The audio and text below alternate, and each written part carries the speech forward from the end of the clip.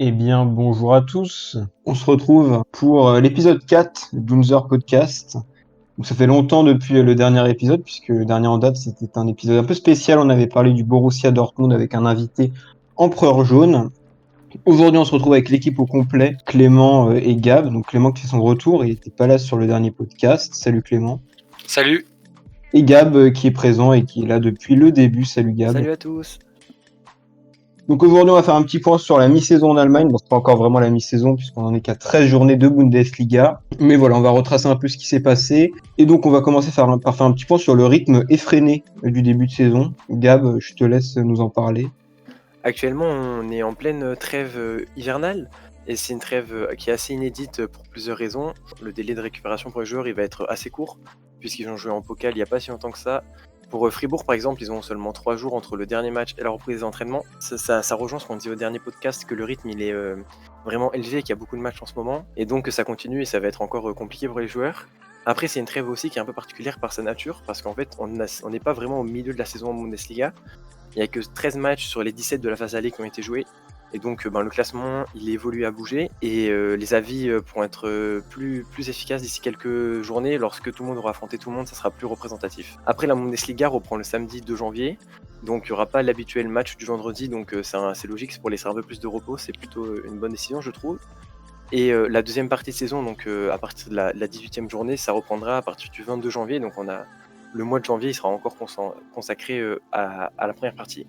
Ensuite, pour continuer un peu sur les dates, on a la Champions League qui va faire son retour en février, donc le 16 avec Leipzig, le 17 avec Dortmund, le 23 avec le Bayern et le 24 avec Gladbach.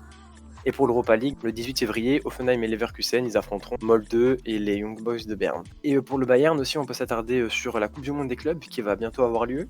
Donc le tirage au sort, ça va être le 19 janvier. Et la demi-finale sera le 8 février. Et le 11 février, ça sera la finale et le match pour la 3ème place. Ça contribue encore à un calendrier chargé, mais bon, il va falloir s'y habituer avec le contexte. Et c'est surtout l'occasion pour le Bayern donc de remporter son 6e titre. Oui, et sans parler du fait d'ailleurs que cette trêve, alors elle est d'autant plus inédite en Allemagne qu'on est d'habitude habitué à voir une trêve assez longue, étant donné qu'il y a moins de matchs en Allemagne, on est sur 34 journées, seulement des matchs allés en coupe d'Allemagne. Et donc là, on va avoir une trêve beaucoup plus courte et ça va avoir une influence aussi sur le mercato. Je vais me tourner vers toi, Clément, par rapport aux dates et sur les premières annonces qui ont eu lieu par rapport à ce mercato. Alors le mercato d'hiver va ouvrir à peu près comme chaque année le 2 janvier et fermer le 1er février. Mais évidemment, vu la reprise des matchs assez tôt et le rythme effréné et aussi évidemment les difficultés financières liées au coronavirus, on pense pas qu'on verra beaucoup de mouvements. Pour le moment, il y a Szoboszlai qui a signé à Leipzig. Bon, ça, je pense que tout le monde l'a vu. On a aussi Bas Dost de Francfort qui est parti au Club Bruges après 2 saisons et une quarantaine de matchs. Donc Francfort n'a pas caché le fait qu'il est parti, qu'il a été vendu pour récolter des fonds. On a aussi, c'est pas totalement un transfert, mais Lars et Sven Bender qui ont annoncé leur retraite et qui vont partir tous les deux à 31 ans à la fin de la saison. Bon, toujours le feuilleton à la bas et visiblement il se dirige de plus en plus vers une sortie vu les dernières communications du port du Bayern. On sait pas vers qui va se tourner là-bas, il y a des rumeurs pour le Real, pour Barcelone, pour United ou pour la Juventus. Niveau rumeurs, on a aussi Sabitzer qui intéresse Tottenham qui voudrait mettre 50 millions d'euros, mais c'est à prendre avec des pincettes, tout comme la rumeur confirmée par Guts que ce dernier intéresserait le Bayern. Mais bon, il vient de quitter la Bundesliga pour le PSV Eindhoven et il a l'air de bien s'amuser là-bas, donc ça serait très étonnant de le voir retourner au Bayern, même si c'est un club qu'il connaît et qu'on a bien vu par exemple le Bayern faire revenir Douglas Costa. Pour le reste, ça sera du coup assez calme, comme d'habitude pour un mercato d'hiver et encore plus dans le contexte. Oui, tu fais bien de préciser d'ailleurs par rapport à Sabitzer, parce que j'ai vu l'info aussi. On espère pour la Bundesliga qu'il partira pas sitôt cet hiver, mais en tout cas ça parle assez gros chiffres en termes de transfert. Et quand on connaît la situation économique des clubs, on serait pas forcément étonné de voir plutôt des départs que des arrivées cet été en ce qui concerne les clubs allemands. On va enchaîner tout de suite avec nos fameux débats. Et on va commencer par parler de l'Europe, parce que notre Bundesliga a été fièrement représentée. Sur les 6 clubs engagés en Europe, 4 en Ligue des Champions, 2 en Europa League, on a eu un 100%, on aura ces 6 clubs au prochain tour. Et donc, alors on va revenir un peu après sur le tirage, sur les chances de ces 6 clubs. Mais déjà, une première question un peu que je vous pose, assez large. qu'est-ce qui explique cette réussite des clubs allemands? Pour vous, qu'est-ce qui vous a le plus impressionné et pourquoi en fait les clubs allemands sont si performants en ce moment en Europe? Je pense que déjà le fait que la Bundesliga, il y ait moins de matchs, ça aide tout d'abord parce qu'on a vu un peu toutes les équipes cramer et j'avais l'impression que ça se jouait souvent au rythme sur les matchs que j'ai vus. Moi, j'ai surtout regardé, l'Europa League avec, notamment Hoffenheim et un peu plus, enfin, il y a un peu moins Leverkusen, mais sur les matchs que j'ai vus, j'ai l'impression que ça se jouait souvent au rythme et Gladbach aussi souvent a réussi à prendre le dessus par rapport à ça. Le fait que la Bundesliga aussi, c'est un championnat qui se joue, tout le temps. Enfin, on sait que ça s'arrête pas, lorsqu'il y a 4-1, 5-1, ça continue à marquer. Oui, c'est ça, c'est vrai que déjà, bon, on a une Bundesliga à 18 équipes, ça aide beaucoup. Et en ce moment, c'est un peu triste à dire, mais c'est vrai que quand on se déplace ou quand on reçoit Mayence ou Schalke, on sait déjà que ça va être un match où on pourra un peu lever le pied ou faire tourner. Et effectivement, on a aussi des très bons coachs en Allemagne, avec Flick ou Rose, et effectivement, on a vu des performances de Gladbach qui ont été. Moi, j'ai été ébloui. Enfin, c'était pas inattendu, mais j'ai quand même été ébloui par les matchs de Gladbach qui aurait pu arracher quelques victoires supplémentaires, notamment face au Real. C'est pas si surprenant, mais après, ça va falloir bien s'accrocher avec les tirages qu'il y a eu. Oui, donc je vais rebondir par rapport à ces tirages-là.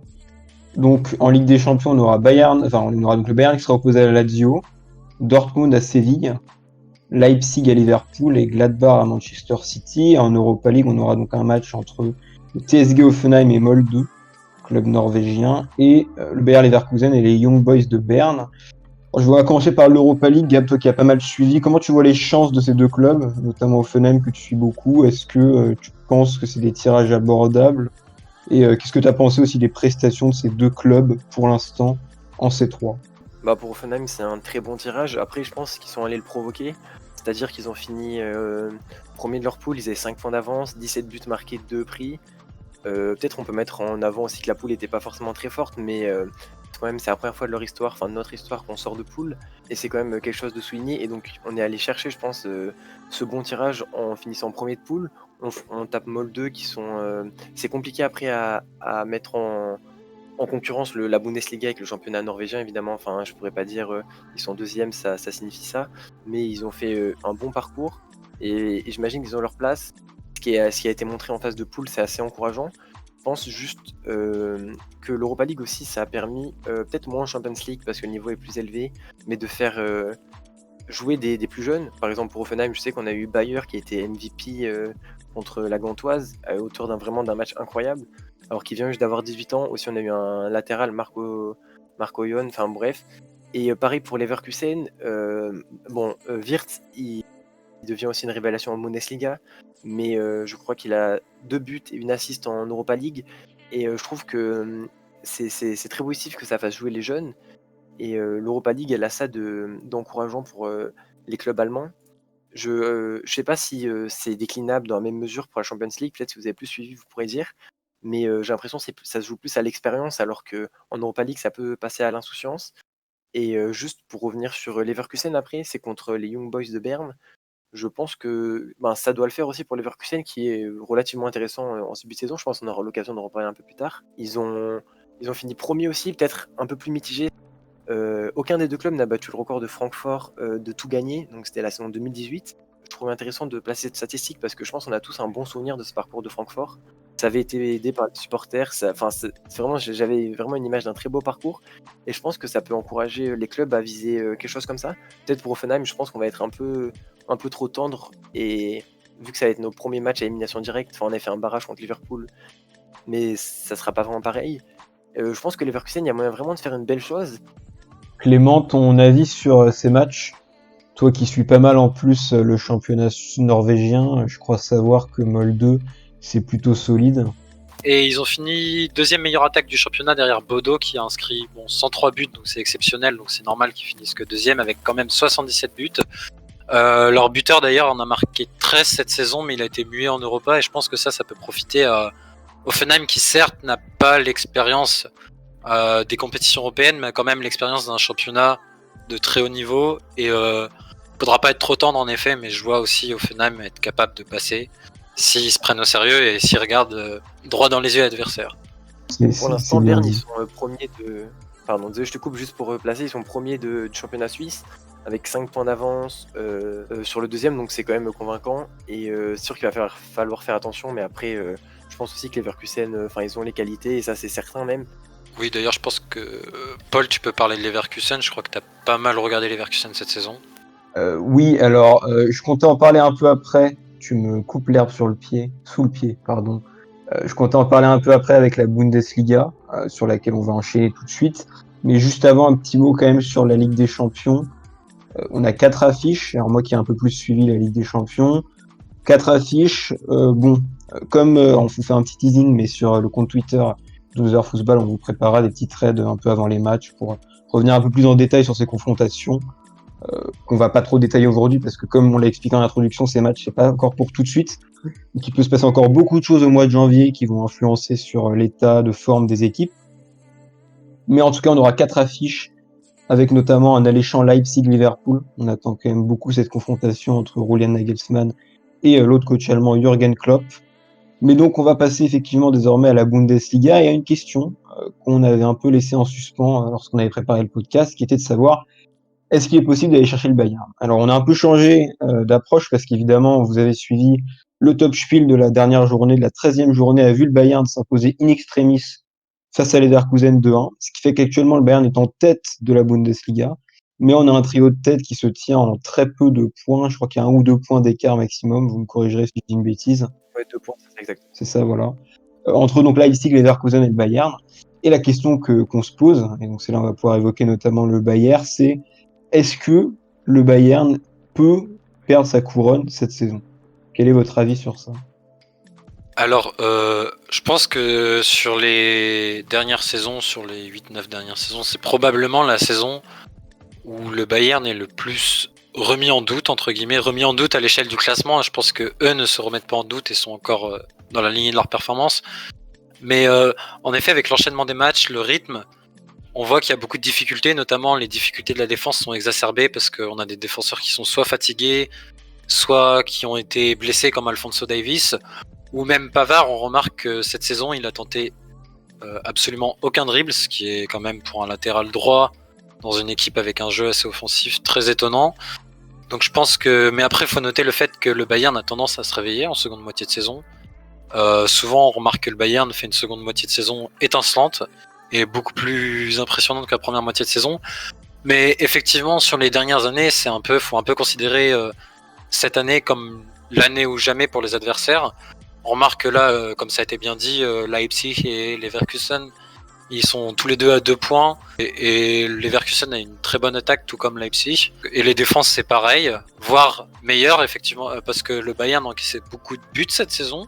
Bah oui, d'ailleurs, je me permets d'intervenir sur ça. Je crois qu'il y a une stat sur les derniers matchs qui est assez flagrante, c'est que le Bayern encaisse le premier but sur 6 ou 7 des derniers matchs. Donc à chaque fois, il court après le score. Souvent, c'est pas le but à la 44e plus 5, quoi. C'est vraiment le but encaissé dans le premier quart d'heure, premières 20 minutes. Et oui, c'est comme ce que je disais, quoi. On peut remarquer que Leipzig a encaissé 9 buts cette saison pour le moment. Et le Bayern en a encaissé 19. C'est autant que Augsbourg qui est 11e, ou seulement 2 de moins que Cologne qui est premier avant la zone de relégation. Bon, c'est des comparaisons qui valent ce qu'elles valent, mais c'est quand même pour appuyer le fait que défensivement, c'est difficile et il faut pas que l'attaque du Bayern cale, sinon ça peut poser des soucis. Gab, comment tu vois la course au titre, toi, pour le reste de cette saison? J'ai un peu l'impression en fait que le Bayern ils sont intouchables, mais vraiment, en fait quoi qu'il leur arrive, on peut rien faire. Par exemple là on voit Leverkusen qui manque d'un cruel manque de réalisme. Je pense que vous avez vu le match, c'est pas mon cas, mais j'ai vu des actions, une erreur un peu grave de défense, non? Il s'est passé ça? Ouais, c'est Jonathan Tah qui perd un ballon en toute fin de match. Ils veulent relancer depuis l'arrière et malheureusement, il perd le ballon et derrière, Lewandowski finit. J'ai vraiment l'impression qu'en fait, quoi qu'on fasse et quoi que les autres clubs proposent, ça suffira jamais. Surtout avec la situation actuelle où du coup, peut-être on va enchaîner après sur Leverkusen, mais ils doivent vendre. Ils ont perdu Havertz, Folland, et ils vont devoir encore vendre. Ils vont perdre les jumeaux, comme on disait plus tôt. Et en fait, la situation, elle va ronger encore plus le Bayern. Et déjà que lorsqu'ils font des erreurs, en fait, ils sont pas vraiment punis. Là, on voit tous les buts que vous disiez. Leverkusen qui fait un bon de saison, mais qui se ruine tout seul. En fait, j'ai vraiment l'impression qu'il n'y a rien qui peut suffire à les détrôner. Là, c'est que donc c'est le 9e titre peut-être qu'ils vont viser d'affilée. Et ça semble. Dortmund sont des difficultés. Leipzig, pourquoi pas, mais je les vois plus tenter un titre, je sais pas pourquoi. Enfin, par exemple, un beau parcours en pokal ou quelque chose comme ça. J'ai vraiment. Je suis un peu triste parce que la Bundesliga, elle est moins relevée. Du coup, la passe de 9, souvent on dit ça. Et enfin, je veux dire, on dit souvent que le Bayern, il est seul maître. Et en fait, ben, il y aurait moyen de contester. Et ça se fait pas, par exemple. Ben, les années d'avant, on le voit toujours, ça se joue à pas grand chose, mais c'est toujours le Bayern à la fin. Peut-être que Leverkusen va me faire mentir cette année, mais j'ai du mal à y croire et vraiment, je vois le Bayern, malgré ses défauts, qui reste largement meilleur que les autres et sur les autres matchs, dans le global en tout cas, même si individuellement, match par match, c'est pas toujours très brillant, ils s'en sortent tout le temps. Oui, c'est vrai que je pense que le Bayern a un esprit de vainqueur, quoi. Quand on enchaîne C'est ça, ouais. beaucoup de championnats d'affilée, au bout d'un moment, on sait comment gérer sur le long terme. Et c'est vrai que je pense que le moindre faux pas, la moindre défaite de Leipzig ou de Leverkusen peut condamner ces deux équipes. Et effectivement, on a bien plus de chances de voir Leverkusen ou Leipzig concéder une défaite un peu bête, un peu par manque d'expérience par rapport au Bayern. Et c'est ce qui peut faire la différence en fin de saison, des petites erreurs, des petits points laissés par-ci par-là. Même si, encore une fois, le Bayern laisse aussi beaucoup de points. Comme on a vu face à l'Union, etc., c'était très serré. Souvent, c'est très serré, quoi. Ça se joue à pas grand-chose. Là où je rejoins vos analyses, c'est que j'ai l'impression sur ce début de saison que le Bayern, on va dire, limite la casse et qu'au final, ils sont quand même leaders après 13 journées. Ce qui est assez révélateur de la marche qu'ils ont par rapport à d'autres clubs. Parce que pour avoir beaucoup regardé les Leverkusen en ce début de saison, je dois dire que c'est assez impressionnant dans le jeu. Et c'est une équipe qui, globalement, pour moi, actuellement, était la meilleure équipe sur les 13 premières journées dans le contenu proposé.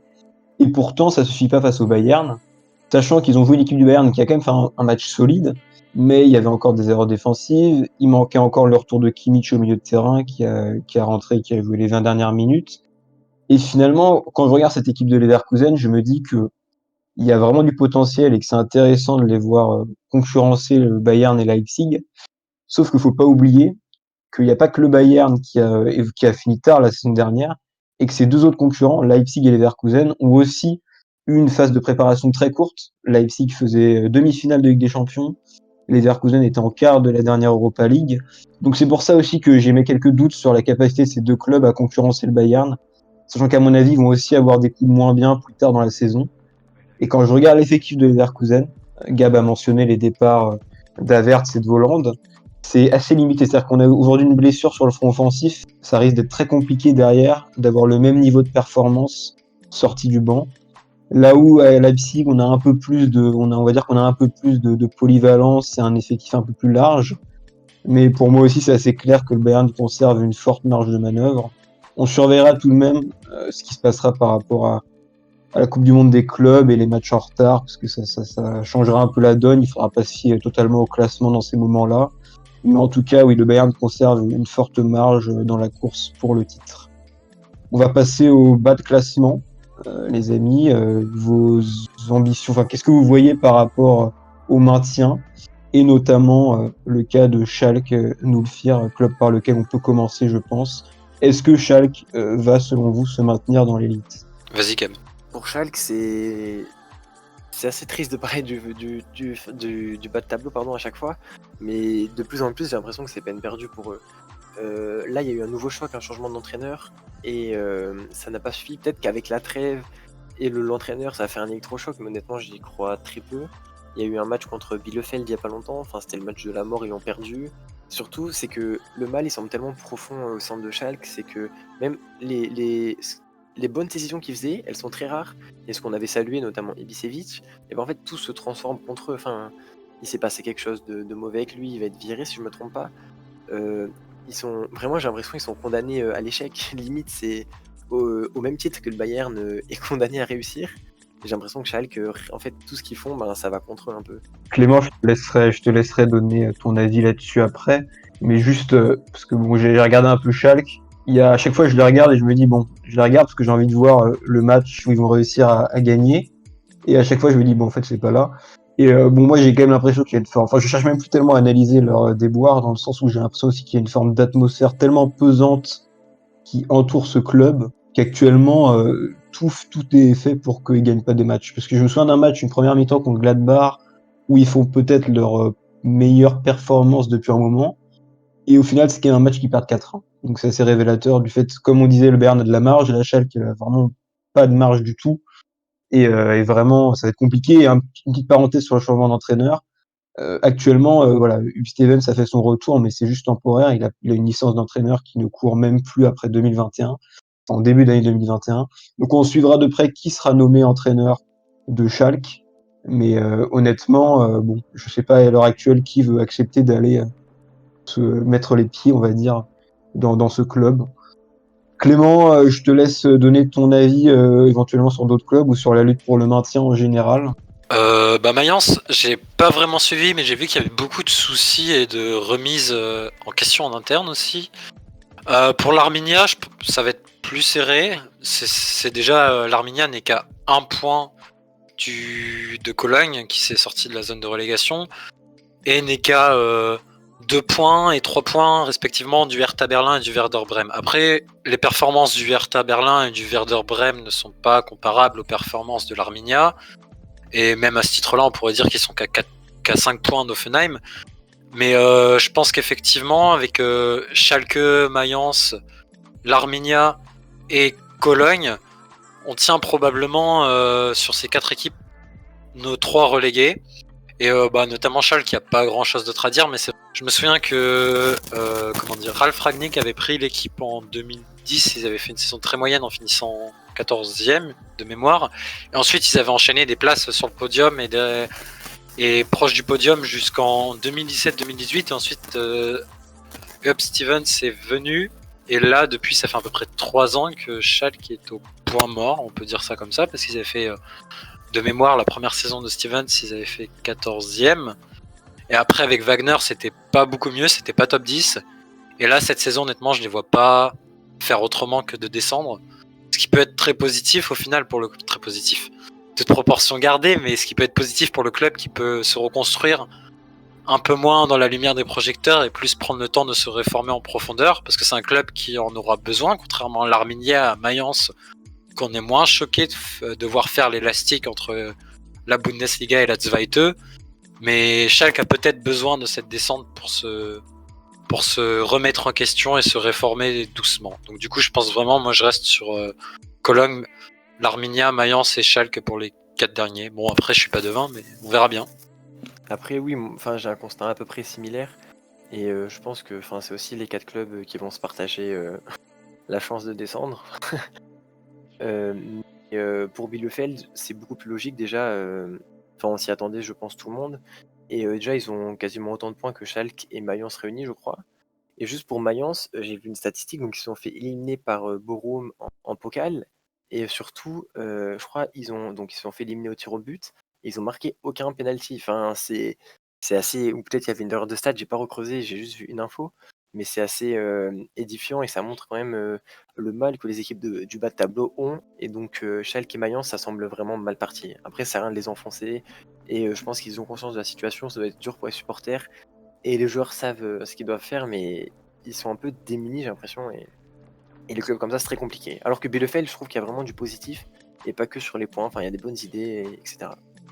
Oui, c'est vrai que juste pour terminer, Schalke a quand même, c'est la seule équipe avec aucune victoire. Bon, après, ils ont autant de défaites que Mayence ou l'Arminia, mais ils ont vraiment aucune victoire. Mais par contre, un petit point positif auquel j'ai pensé quand tu as parlé de supporters, c'est qu'ils ont récemment, le board de Schalke a publié une lettre d'explication qui a été plutôt positivement reçue sur la situation, sur le fait qu'ils étaient conscients que c'était très difficile à supporter pour les supporters et même pour le board en général et par rapport à l'histoire du club, etc. Et je ne sais pas si, bon, c'est une lettre, hein, je ne pense pas que ça va les sauver de la relégation, mais au moins on voit déjà un début de réflexion positive qui peut déjà porter ses fruits cette saison, même si j'en doute étant donné que la lettre a été publiée il y a peut-être 2 à 3 matchs et on a malheureusement vu Schalke toujours à l'arrêt, mais c'est quand même positif sur le moyen long terme pour Schalke pour le moment, même si c'est difficile de s'engager. Parce que bon, c'est vrai que c'est aussi important de penser au moyen long terme. Récemment, on a eu des grands clubs de Bundesliga qui sont descendus comme le HSV. Et là, Schalke, c'est vrai que c'est aussi un grand club de Bundesliga. Et à part par exemple, les fans de Dortmund, je pense que pas grand monde n'est content en soi de voir Schalke descendre. C'est un peu triste. Bon, ça fait partie un peu du décor de la Bundesliga. Oui, bah ça, dans tous les cas, si jamais Schalke venait à descendre, ça fera définitivement un nouveau coup porté à la Bundesliga et on verra ce qu'il en adviendra. De toute façon, on vous tiendra au courant, bien évidemment, de la suite des événements. Et bien évidemment, s'il y a une victoire de Schalke, je pense que vous serez les premiers informés. Il y aura sûrement un grand format pour couvrir cet événement. On va finir avec notre conclusion, les amis, et évoquer vos surprises. Pour l'instant, alors on n'est pas vraiment à mi-saison, on le répète. Mais voilà, on s'est dit on va faire un petit point personnel sur nos différentes visions pour l'instant ce début de saison. Donc je vais commencer par toi, Clément. Quelle est ta bonne surprise ou ta mauvaise surprise, hein? Tu peux commencer à toi de choisir entre l'optimisme ou le pessimisme. Bah, on va commencer par l'optimisme parce que j'ai tendance à penser que je vais être critiqué que la Bundesliga est le meilleur championnat du monde et que beaucoup d'équipes proposent un jeu intéressant et non stéréotypé. Et déjà, je suis content de voir Wolfsburg, qui a réalisé quelques bonnes saisons dans la décennie passée, être actuellement 4e, donc devant un Dortmund un peu en peine, mais à 4 petits points derrière le podium, et c'est très sympathique. Après, il y a l'Union, ça fait extrêmement plaisir, un club qui est monté récemment en Bundesliga et qui aujourd'hui concurrence les gros. On l'a vu face à Dortmund, on l'a vu face au Bayern. Stuttgart aussi qui est remonté, qui est un club historique. Bon, je vais pas faire toute la liste, mais effectivement, on est très content. Après, je pense que pour les clubs qui sont présents depuis quelques années, on est moins étonné de voir Gladbach ou Hoffenheim à la traîne, parce que effectivement, il y a les compétitions européennes et il y a l'enchaînement des matchs. Donc on n'est pas surpris, mais on espère quand même qu'ils vont réussir à remonter et à accrocher le wagon d'une place européenne. Ça serait dommage de voir Gladbach ou Hoffenheim réussir de belles saisons en Europe et ne accrocher aucune place européenne. Surprise négative, je pense que le Hertha, c'est pas très négatif. Je ne voyais pas le Hertha accrocher les places européennes. Mais c'est vrai que j'attendais quand même un milieu de saison, une approche de trêve un peu plus positive. Et là, il n'y a eu qu'une seule victoire dans les 5 derniers matchs, malgré les quelques mois qu'ils ont eu pour commencer à construire leur projet. Et évidemment, Schalke, que je ne pensais pas voir tomber aussi bas. Je les voyais flirter avec la descente, mais de là à les voir dernier avec 0 points, et avec 0 points, pardon, avec 0 victoire et seulement 4 points, c'est quand même, je pense, une surprise, toute proportion gardée, négative. Donc maintenant, à vous, quelle surprise avez-vous? Bah, je vais laisser Gab développer ses surprises. Juste avant, moi je te rejoins aussi sur le Hertha, hein, comme ça, sur les mauvaises surprises. Alors après, bon, on l'avait dit déjà, il me semble, alors je sais plus sur quel podcast c'était, mais on avait été assez critique déjà sur les chances du Hertha cette saison. Parce que certes, il y avait un nouveau projet, etc., mais il y a beaucoup de nouveaux joueurs. Et honnêtement, quand je vois sur des matchs 3 milieux de terrain comme Darida, Touzard et Stark titularisés, c'est compliqué quand même de viser quelque chose. Il y a beaucoup de difficultés encore à se trouver dans le jeu. Et on passe d'un match où, par exemple, il y a vraiment du pressing, de l'intensité, à un match où on essaie de défendre un peu plus. Donc l'équipe se cherche encore beaucoup dans le projet de jeu. Je sais pas combien de temps encore aura Bruno Labbadia, qui pourrait être, on n'aime pas trop faire des pronostics sur ça, mais qui pourrait être l'un des prochains entraîneurs sur la sellette. Donc ça sera à suivre de près, sachant que le Hertha joue un match très très important dès la reprise le week-end prochain face à Schalke. Donc c'est un peu un match, pas vraiment un match de la peur, mais un match entre deux équipes quand même qui sont pas particulièrement en confiance depuis le début de la saison. Gab, quelles sont tes surprises à toi? Bah, c'est assez similaire. Je trouve que c'est intéressant d'opposer le Hertha à l'Union. Enfin, alors qu'on s'attendait à des dynamiques complètement opposées, avec, littéralement, voilà, opposées. On pensait le Hertha beaucoup plus haut et l'Union beaucoup plus bas. Et en fait, c'est l'inverse qui se passe. Et je pense que je me suis longtemps dit ça, et en pensant que l'Union, c'était principalement de la réussite. Mais à force, je pense que ça ne l'est plus trop. Et il y a véritablement quelque chose qui se dégage cette équipe. C'est assez intéressant, je trouve. En tout cas, j'aime bien mettre des parallèles avec nos anciens podcasts. Et on avait dit que le manque de supporters, ça allait peser très lourd pour l'Union. Et en fait, on voit que ils arrivent à s'en sortir sans. Et donc, vraiment, je trouve que ça peut être très intéressant lorsqu'ils seront de retour. Parce qu'on sait, on n'a pas besoin de la vanter, mais l'ambiance là-bas est assez impressionnante. Moi, cette rivalité au sein de Berlin que je trouvais intéressante à mettre en avant. Après, pour pas s'éterniser sur les clubs, parce qu'on aurait pu parler de Stuttgart avec le coach que j'apprécie, un ancien d'Offenheim et qui fait du bon travail. Mais je pense qu'aussi, vu que le dernier de l'année, ça peut être l'occasion d'avoir une petite pensée pour Lewandowski, qui méritait mieux, je pense. Enfin, je pense que vous serez d'accord avec moi, notamment en Ballon d'Or. Oui, Oui. je pense que Et, et ben, je pense que il souffre de jouer en Bundesliga, qu'on n'est pas considéré à notre juste valeur, parce qu'il n'y avait pas débat, en fait, il était clairement meilleur que tout le monde. Et surtout qu'on voit que ça a fait buzzer pour des paroles que. Enfin, il dit même pas, et c'est vraiment triste, je trouve, de se limiter à ça. Et je suis convaincu que c'est une différence de traitement médiatique vis-à-vis de la Bundesliga. Et enfin, je dis médiatique, mais pas que, mais ça m'attriste vraiment. Pour cette année, j'espère qu'il aura l'occasion de continuer comme ça, mais ça, c'est souvent la saison de sa carrière. Et j'ai l'impression, même déjà, c'est un peu moins bien. Quoique, c'est pas vrai, il marque encore. Donc, ben, c'est d'autant plus frustrant, déjà pour moi, et vous, j'imagine même pas, en tant que supporter du Bayern. Et je vous laisserai sans doute rebondir après. Et juste pour le futur, je vais mettre un petit pari. Je sais pas si peut-être vous avez pas pensé à ça, mais un joueur qui pourrait intéresser dans le futur, j'en ai déjà parlé dans le podcast, mais c'est Maximilian Bayer, un jeune d'Offenheim qui vient d'avoir 18 ans, donc il a déjà été impliqué sur 3 buts en un match en Europa League. Et, et j'aimerais bien voir où il sera dans un an, voilà, si on aura encore l'occasion de faire un podcast. je vois que Gab fait la promotion du centre de formation d'Offenheim, donc on suivra ça de près. Non, pour rebondir une dernière fois, alors c'est vrai qu'on a parlé des bonnes surprises, on a beaucoup parlé des clubs. Moi, j'avais un joueur quand même auquel je pensais, c'est Moussa Diaby, qui a quand même particulièrement progressé sur l'espace d'une saison. Bon, il est arrivé la saison dernière, mais il a été lancé progressivement par Peter Bosch. Et là, il a atteint un vrai niveau, un vrai niveau, qui est capable de vraiment bien varier ses centres. Il apporte énormément dans le jeu en profondeur avec sa vitesse. Et c'est pas simplement intéressant de voir des joueurs comme ça qui sont attirés assez tôt par la Bundesliga, formés à Paris. On va pas le comparer encore à Kingsley Coman, mais on observe vraiment ce mouvement voilà, depuis un moment maintenant de jeunes issus des centres de formation français qui se tournent un peu vers la Bundesliga où ils peuvent pleinement exprimer leur talent. Et ça, je pense que bon, pour rebondir sur ce qu'on disait en tout début de podcast sur la réussite du modèle allemand à l'échelle de l'Europe, bah, ça aussi, c'en est un bon indicateur. Donc on suivra évidemment sa progression et puis en espérant que d'autres joueurs puissent atteindre ce niveau. Je pense particulièrement à Brian Soumaré de Sochaux, mais ça c'est plus par conviction personnelle. En tout cas, on espère que ce podcast vous aura plu. C'était donc le 4e. On a fait un point plutôt assez dense sur toute la saison. Et j'espère qu'on vous retrouvera en bonne santé, toujours prêt pour suivre le football allemand en 2021, puisqu'il y a encore beaucoup d'échéances à venir de la Ligue des Champions. On parlera évidemment de la Mannschaft également. C'était pas le cas aujourd'hui, c'était volontaire. On en parlera de manière un peu plus détaillée à l'approche de l'Euro. Donc voilà, restez bien présents sur User Football, parce qu'il y a encore de belles surprises qui arrivent. Et sur ce, on vous souhaite un bon début d'année 2021. Salut. Tchuss. Ball.